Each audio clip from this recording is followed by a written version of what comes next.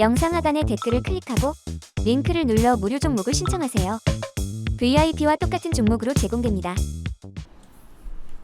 반갑습니다. 허브경제TV입니다. 네, 포스코 퓨처엠이고요. 오늘 주가는 뭐 크게 밀리진 않았지만 어쨌든 오늘 양시장이 빨간불이었지만 대부분 2차전지가 파란불을 보여줬죠. 일단 에코프로랑 에코프로 BM의 낙폭이 조금 컸고요. 확실히 이런 투심들이 코스피에도 좀 영향을 미쳤다라고 봐야겠죠. 물론 LG엔솔 같은 경우에는 이제 삼전이랑 하이닉스가 좀 커버를 하면서 코스피 같은 경우에는 이제 지수가 좀 잘 메워졌거든요.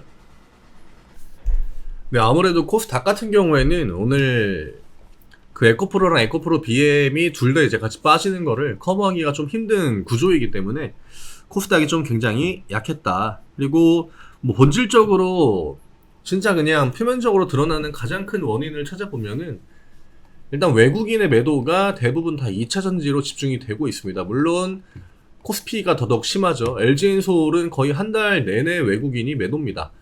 중간에 매수 들어온 날이 굉장히 좀 제한적일 정도로 외국인들의 그 집중적인 타겟이 좀 되고 있고요. 퓨처엠도 일단은 오늘은 외국인 매도, 기관 쪽에서는 매수를 좀 잡아주려고 하긴 했던 것 같아요. 투신이나 연기금 사모펀드 이렇게 들어왔기 때문에 나쁘진 않거든요. 근데 역시나 이제 외국인 쪽의 압박이 좀 컸다. 그리고 키움 같은 경우에는 1대1이기 때문에 뭐 주가가 크게 뭐 오른다거나 뭐 크게 빠진다거나 이 정도의 포지션까지는 보여주지 않았습니다. 일단은 FOMC가 굉장히 중요할 것 같아요. 이번 FOMC는 시장 분위기가 정말 끝자락까지 밀려있고, 또 이번 FOMC가 더 중요한 이유는 최근에 그 연준 쪽에서 금리를 뭐 계속적으로 뭐 올렸다거나 그러지 않았음에도 국채금리, 10년물 국채금리가 계속 올라가면서 시장에 압박을 줬거든요.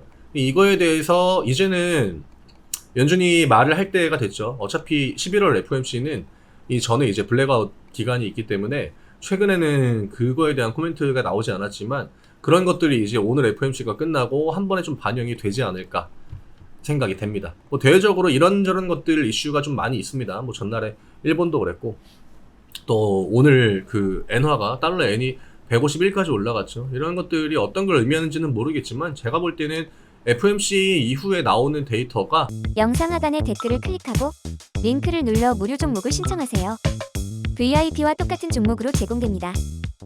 굉장히 중요할 것 같아요. 그 다음에 금요일날 또 고용지표까지 발표가 되기 때문에 만약에 목요일, 금요일 이벤트 진행이 되는 게 좀 긍정적인 어떤 연속적인 그런 호재로 작용이 된다라고 하면 시장은 생각보다 좀 굉장히 탄력이 좋은 반등을 보여주지 않을까 이렇게 생각이 되고요. 한 가지 이제 우려스러운 점은 오늘 양시장이 다 빨간불이었는데 2차전지가 대부분 파란불이었다라고 하는 거. 이 구도가 지수 반등 나올 때 똑같이 나오면은 2차전지 그 보유하고 있는 투자자 입장에서는 굉장히 좀 그때부터가 진짜 고난의 시간일 것 같긴 하거든요.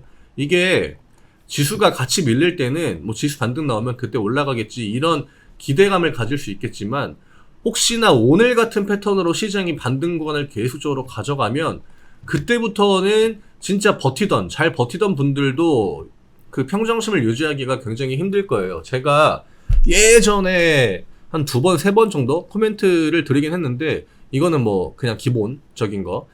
중대형주가 기관이랑 외국인 달고 올라갔다가 내려오고 이런 반등은 잘 안 나온다 그랬죠.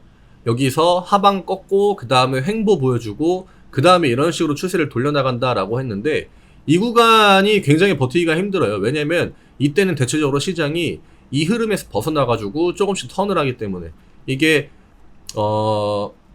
시기마다 업종이 다 다르죠. 왜냐면 앞 구간에 올라갔던 업종이 뭐였느냐에 따라서 이런 분위기가 좀 나와주는데, 반도체 같은 경우에는 그 시장 하락의 영향을 크게 받지 않았습니다. 그리고 오늘도 반도체 쪽의 반등이 좀 굉장히 좋았거든요. 근데 아무도 몰라요, 아직. 이래놓고 또 반전을 줄지.